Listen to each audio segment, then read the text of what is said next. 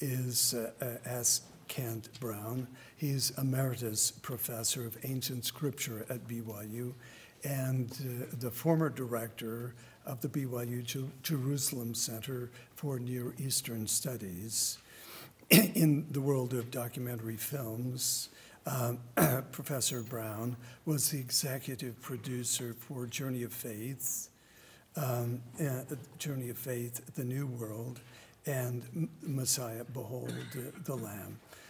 His most recent book is The Testimony of Luke, and he is currently working on a commentary on the Epistle of Ephesians. As a matter of personal interest in recent church service, he and his wife Gail served in Izmir, Turkey from 2015 to 2017. They're right on the trail of the Apostle Paul. And he says that despite everything, he still rides up to 25 miles regularly. And he and his wife, Gail, are the parents of 5 children, the grandparents of 25, with 2 great-grandchildren. That's really very impressive indeed. On a personal note, I want to say I have been acquainted with Kent for over half a century. I met him first off when I was a schoolboy in Berkeley, California, where my parents were living, and he was a student at the University of California at Berkeley. He showed great interest in my studies and my academic ambitions, and his interest in my work and in me personally has remained. We'll turn the time over to Professor Brown for his presentation. After he's presented, he will offer to answer any of the questions that you who are in attendance may have. You are welcome to come and get the microphone in order to be able to ask a question that he would be happy to answer. Professor Brown.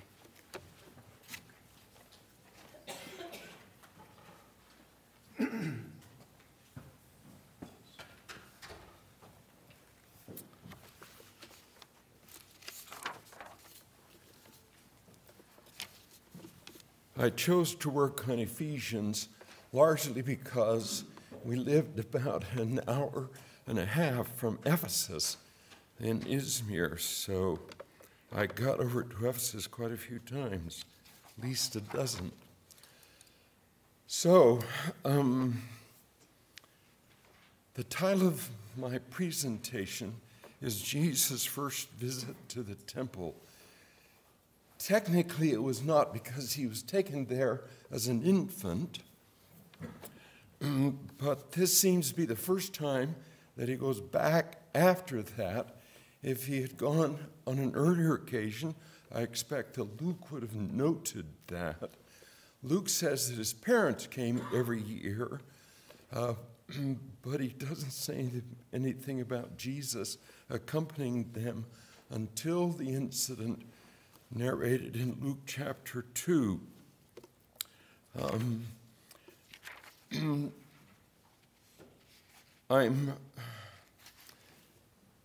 This presentation is not a work of historical fiction. To be sure, I've reconstructed a lot from the Mishnah in particular about celebrations of Passover in the city to try to get a sense of what Jesus experienced. Certainly it's not historical fiction in the sense of Robert Graves' book called King Jesus.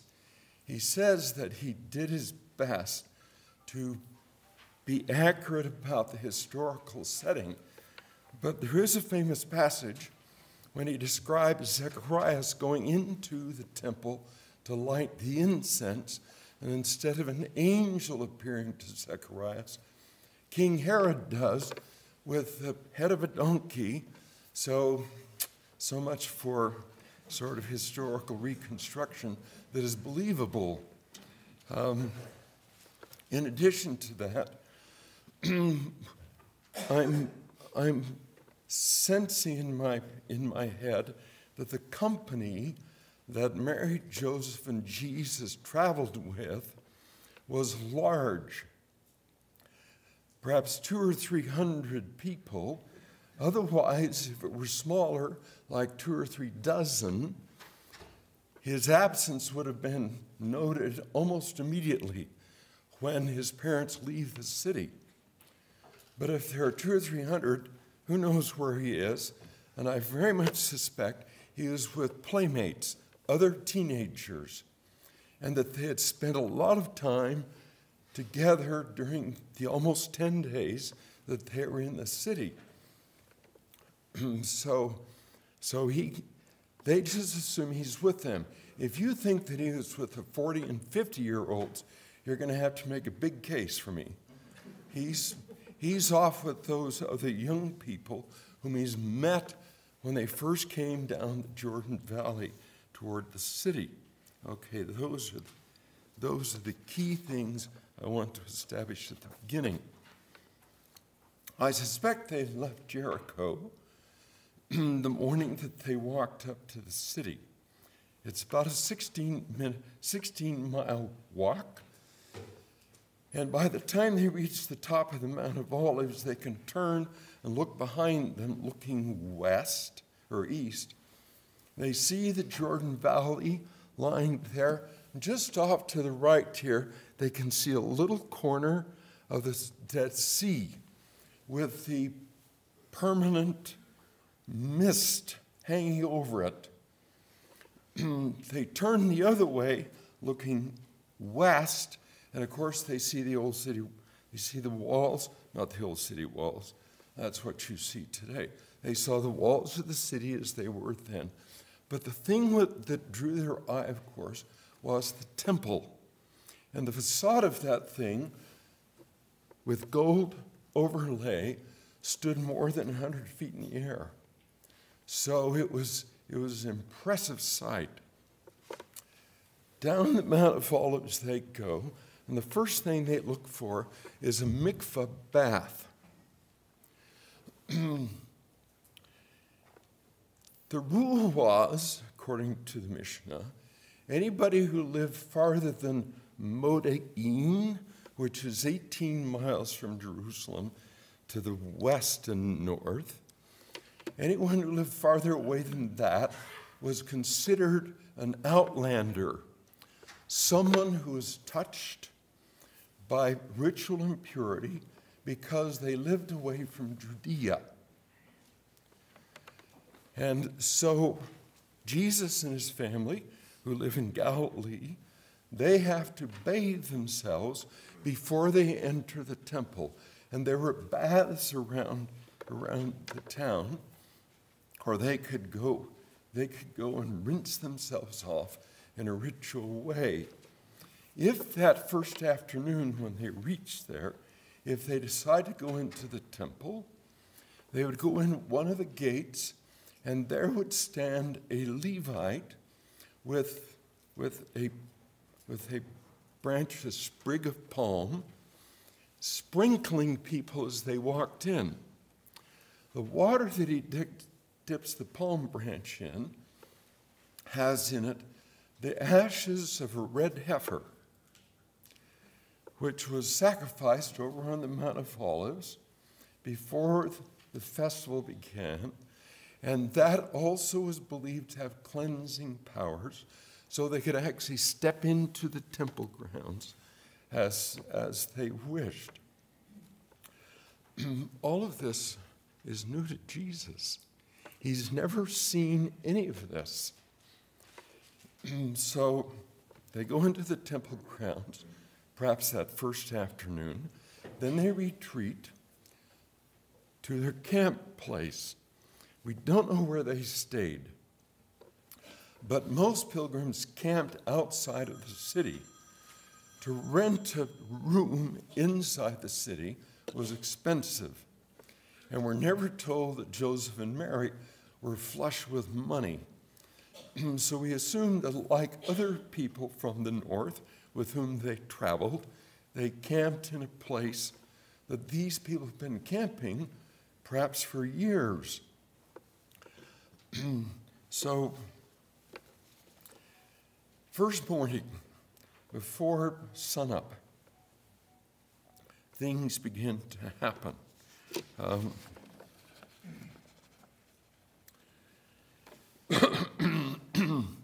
The opening of the temple gates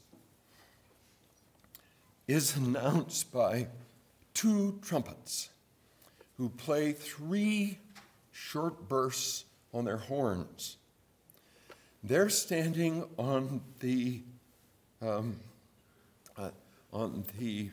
steps that go up into the sanctuary of the temple, so they're way inside the temple grounds.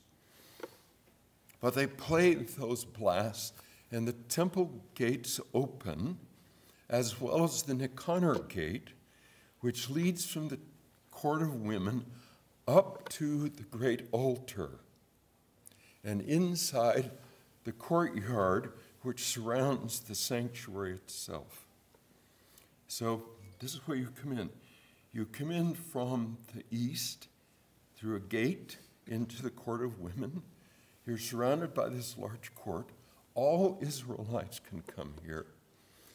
Then beyond you to the west are a set of 15 steps that go up through a gate called the Nicanor Gate. Inside that gate is what's called the Court of the Israelites, which is a long enclosure, not very deep, that was set off by a small wall, a cubit high. And as you step through the Nicanor Gate, you see all kinds of things in front of you.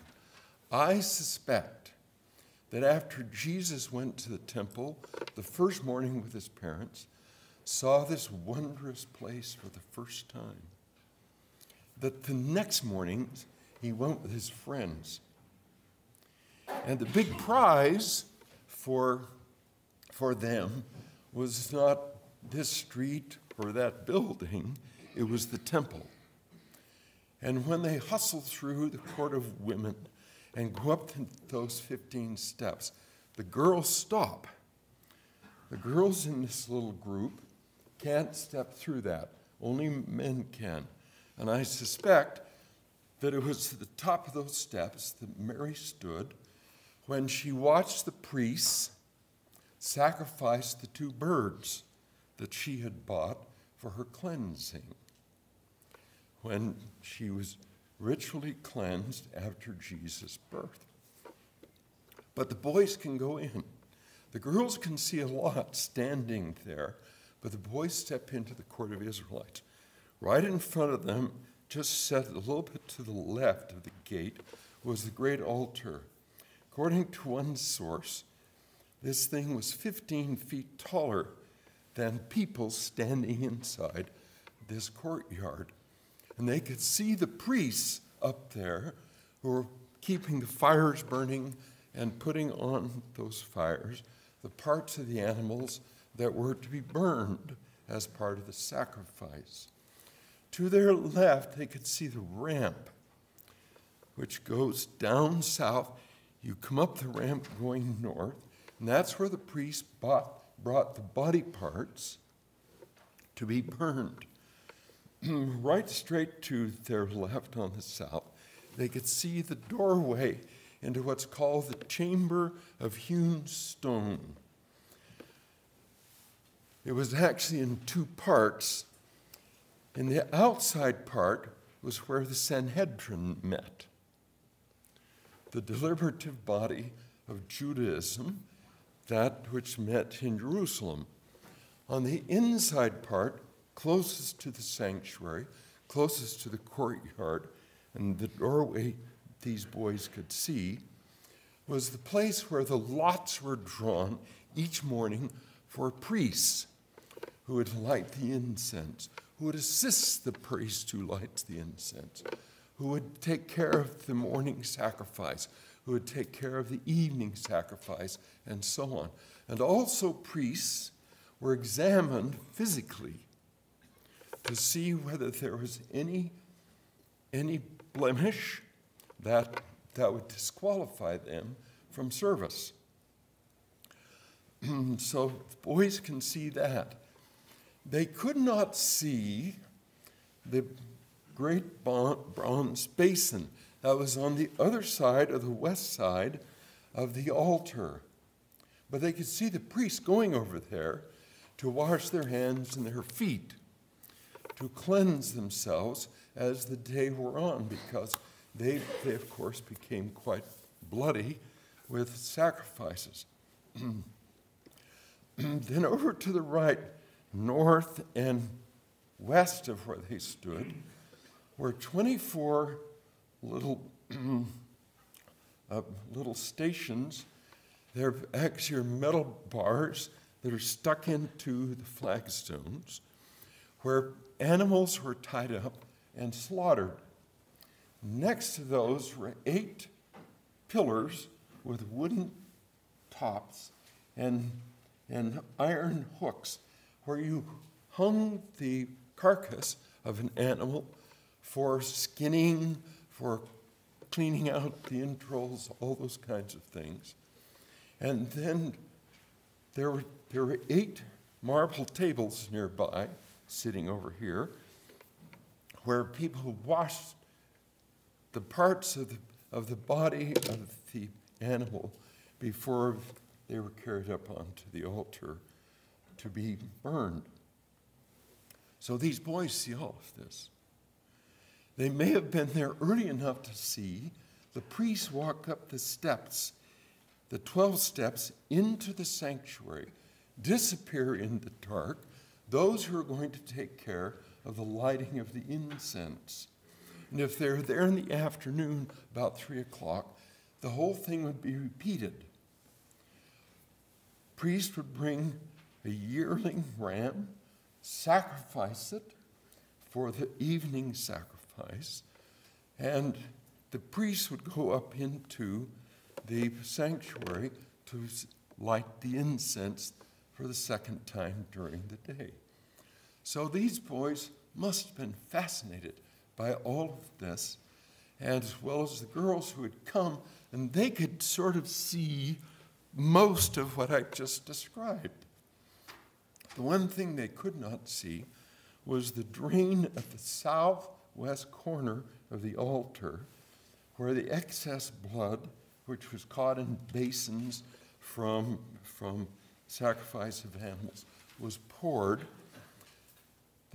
The priests, of course, would sprinkle blood at corners of the altar below a red line. There was a red line that came all the way around the altar. And they'd sprinkle it on the altar near the base, and then the excess was taken to the southwest corner.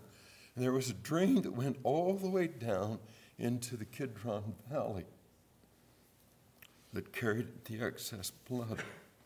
Okay, so what have I forgotten? What's my time? About 7 or 8 minutes. Okay, so 7 days after the initial cleansing in Mikvah Baths, those who came from outside, by the way, Gospel of John, chapter 11, mentions this cleansing of people who came from far away. People went back to the Mikvah Bath and were rinsed the second time. Then comes the day just before Passover. Passover begins at night. The meal is always served after sundown. It's the only law about foods of its kind. Usually the midday meal, the main meal is eaten about 2 o'clock. So somebody had to go buy the lamb and slaughter it. If Jesus is the youngest person in their group of about 10, perhaps 15, who are going to celebrate Passover together, I think it's highly likely that he and Joseph were deputized by the others to go get the lamb. So they go buy a lamb either outside or inside the temple grounds. Then they take it to the court of the Israelites. But not everybody can do it at the same time. About 6,000 people, men, boys, would jam themselves into the court of the Israelites. And as the Levitical choir began to sing the Hallel Psalms, Psalms 113 to 118, the first group of 6,000 men and boys went quickly, slaughtered their lambs, hung them up, skinned them, gave the parts to the priests that were to be taken care of, and the blood was caught in basins and was passed by 2 rows of priests, silver and gold basins, to be poured out next to the altar. So then they have to hustle, find one of the ovens. The city set up ovens around the town where these lambs were roasted. They were put onto a pomegranate spit, not a metal spit, always pomegranate. Didn't touch anything else because it would render it unclean. And they would roast this thing, then hustle it over to what I think must have been a rented facility. And they bring with the roasted lamb the pelt, the skin which has been taken off it by Joseph and Jesus, because that goes to the landlord as his rent. That's what they give as their rent. So now the time comes for the service itself. On a low-lying table that everybody reclined around,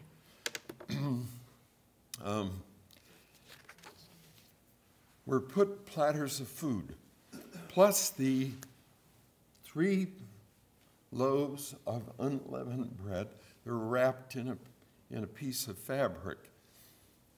And everybody gets ready, and the host, whoever it is, starts this thing. People drink the first of 4 cups of wine, which, after blessing, starts the meal. And so they go. About as soon as that happens, then the women whisk the food away from the table. And then comes this little interaction you've read about and know about, perhaps from your own experience, when the youngest child interacts with the host. Why is this night different from other nights? Asked the child. Might it have been Jesus? If he was the youngest person in the group, surely he is the one who's asking the question. Then the host recites, "A wandering Aramean was my father, went down into Egypt," and so on. Language out of Deuteronomy 26. And so the thing began. After this little scene, the food comes back, the second cup of wine is drunk, and the meal begins. The host takes a couple of pieces of the unleavened bread, puts the bitter herbs between it, dips it in what's called charuset, which is a dish made of crushed fruits and nuts with some vinegar in it. And he takes a bite of that. Then everybody takes a bite of that. This is probably what Judas received. It's called sop, but it's a little bit like a sandwich which has been dipped in the charuset. He receives it, leaves, and he never partakes of the lamb, which was the main emblem of Israel's deliverance. I think that's an important thing to note. So, people fall to, they eat the meal, they have to be done before midnight. That's a requirement. Everything on that table is supposed to render your hands unclean after midnight. So they fall to, there's a cup after the meal, the third cup. This seems to be the cup that Jesus blessed and turned into the sacramental ordinance. Paul writes, after he had supped. So it's the third cup, and then they sing. They sing the Hallel Psalms as had been sung over in the temple earlier that day. Nobody will hear them outside this room, but when the Levite choir sang the Hallel Psalms, everybody, as the lambs were being slaughtered, everybody in the city would have heard their voices, heard their choir. So, by the end of the story, of course, his parents leave. Don't know that he's not with them. They get to the end of the first day's trek, can't find him, so they come back. The expression after 3 days is a little ambiguous. It doesn't look like they looked for him for 3 days.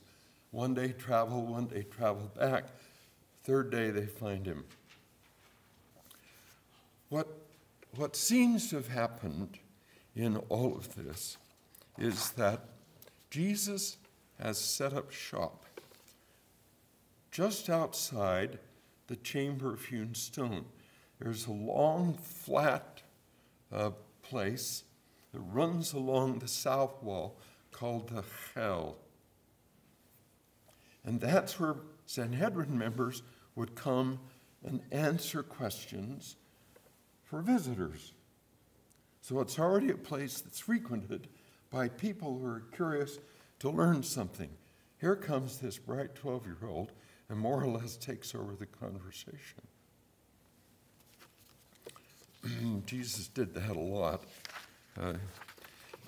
And I suspect that's where he set up things.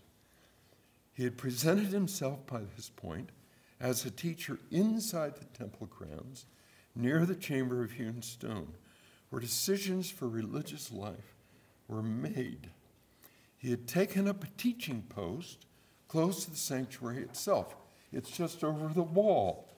He's on the outside of the wall that runs around the sanctuary, but it's right there over the wall.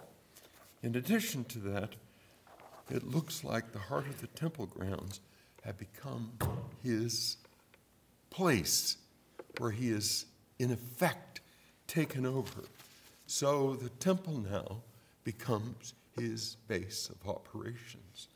It's not as though he was there bantering words with the doctors.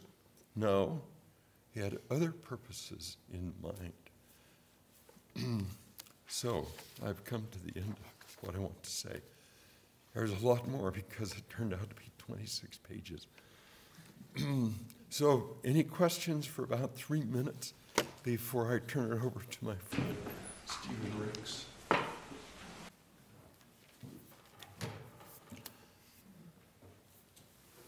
Ma'am.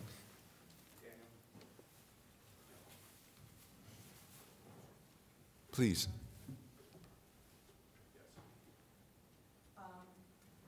When they did the archaeological excavations of the original Nabu temple, in the basement there was an altar, and near it was a drain.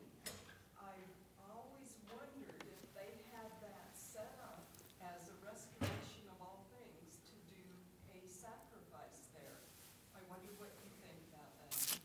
I have no opinion about a drain in the floor of the Nabu temple. I mean, it's possible. It's also possible that it was there as a drain in case something broke, a pipe broke or something like that. Does anybody here know more about this topic? Sir? There was a drain for the font. The baptismal font was down there, and they had a drain for the excess water. I'm sorry. There was a, It's on. It's recording. no. Yeah, the drain, there was a drain for the font. went there when they first excavated it. I Yeah. went to the University of Iowa and I did some work with the Nauvoo architecture, and it's a floor drain for the font. Okay. Thanks. Sir. So my question's, is this on? Or is Hmm? it's Hmm? on? Okay. It's recording. Microphone's for the recording. What's for the Yeah. So my questions are about where you left off. Jesus was found teaching, engaging with others. How common would it have been for young people to do that at the time? And second, do we have any sense of what they might have been talking about? I doubt that young people were given very much of a voice, except on special occasions like Passover, when the youngest child asks the question to start the conversation. The fact that he did shows his pluck, that he's now ready to start something. It's like somebody pushes or hits a celestial clock and it begins to tick. Whether there's anything beyond that I could say, I'm just not sure. So, but I sense that he puts a stamp on the moment, that he's been there with these people for a while. What topics they discussed, I think, is harder to estimate, except that these people are really impressed with this young guy. He obviously has paid attention in synagogue service. He obviously has memorized large parts of the Hebrew Bible, and so on. So I expect that there are always the political problems of the city hanging over people, but I doubt that he dealt with things like whether it was lawful to pay taxes. That was an issue that was raised at the temple more than 20 years later, and he had an opportunity to answer it then. So, yeah. Sir, last question. Okay, Pastor Brown, we've got one up here. Oh, sorry. I'm sorry, thank you. You mentioned that the priests were examined to see if they had any blemish that would prevent them from serving. Are we talking physical or spiritual? Can you Physical. elaborate on that? Yeah, physical. Yeah. If I have a birthmark, I'm disqualified, for instance. Or if I've lost a finger in a farm accident, I'm disqualified. Yeah, it's physical blemish. Yeah, sir. My question is a little bit. Here comes the microphone. A little bit two-part question. You mentioned Paul, and you're studying some of his travels and Ephesians and such. Margaret Barker talks about Melchizedek priest being chased out of by King Josiah into Arabia. And my question is, it occurs to me that after Paul's vision, he went into Arabia for 3 years now. Supposedly, there are large Jewish settlements in Arabia. And the University Press Dictionary of Paul lists a number of cities where they think he went to. My question is, did Paul go there to find out more about Solomon's temple and the Melchizedek priesthood? Because later he seems to know, in Hebrews, he knows a lot about it. And so anyway, there's a new movie about Paul, apostle of Jesus Christ, and they have Paul telling Luke that he went to Arabia to learn the gospel. I don't know where they got that idea from, but it relates. Sure. Paul in Arabia, all you have to do is go south of Damascus. In ancient geography, you're in Arabia. So he doesn't have to go very far to be in what's Arabia. In my opinion, Paul goes there to dust off revelation with the Lord and to learn more about what he should teach Gentiles. That's what he's been called to do. That's what Ananias set him apart to do. And so I expect that's what he's done. How far south he went, I have no idea. The Jewish communities that are known historically are down in Yemen. So that's a long way south. We know of Jewish communities that were there. Certainly, well, there's an old tradition that at the time of Jeremiah, people fled Jerusalem in fairly large numbers and went into Arabia. The only one we know about is the party of Lehi and Sariah. Whether there are others who also went at that time, we don't know because we can't test the truthfulness of the tradition. But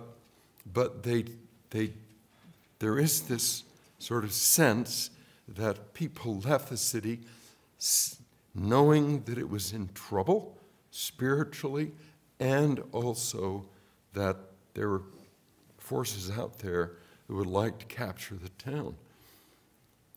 But how far they went, if they went, and where they settled, if they settled, I don't know, except for the Jewish communities that show up in Yemen, most of whom have all been brought back to Israel, modern Israel. So, okay. Stephen, David, it's yours.